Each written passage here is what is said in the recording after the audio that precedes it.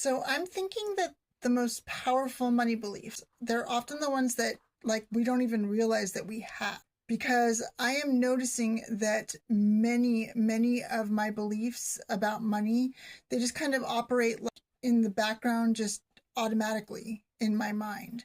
So I will just sort of automatically assume that they are facts because I've just believed them for so long.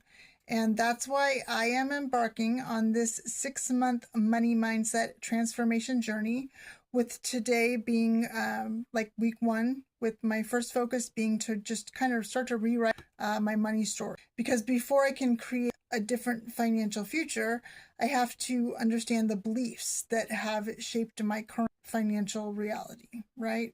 So this is why I have decided to start with Romans 12:2 and just the renewal of my mind. And Romans 12:2 talks about not being conformed to this world, but rather being transformed by the renewal of your mind. And transformation begins internally before it becomes visible on the outside, externally, right? And renewing my mind requires me to really examine my current thoughts, my assumptions, and my beliefs, because I can't replace beliefs I don't even recognize that I have, right? And I can't challenge thoughts that I never really fully stopped to examine. And my entire life, as long as I can remember, I have accepted certain beliefs about money without even questioning them. I've just assumed that they were reality because they've been a part of my life. And some of my core money beliefs are stuff like that I never have enough money, that I never will have enough money, that money is super hard to acquire, that I've always struggled financially, so therefore I always will, that I'm just not capable of creating more income because I have a traumatic brain injury, and that it just kind of limits what I'm able to do.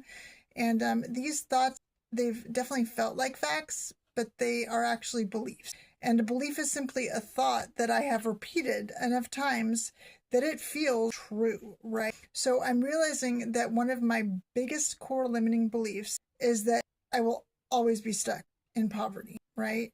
Just because I've been poor my entire life, so I just kind of always will be. And this belief has been really powerful because, like I said, I was raised in poverty, so it literally shaped my expectations and decisions around money. So today I'm starting to see that yes, while my circumstances have been real, they do not have to become my identity or my future. And there are a few key things that I have worked or that have worked for me with any transformation that I've gone through in my life. And that is that transformation first starts with awareness. Then awareness creates the opportunity for change. And renewing my mind is definitely a daily practice. It's not a one-time, one-and-done decision. It requires small, consistent steps, which eventually leads to lasting transformation. I've experienced this, right, in other areas of my life. And I definitely don't have everything figured out. I'm just taking this one belief, one thought, and just kind of one step at a time.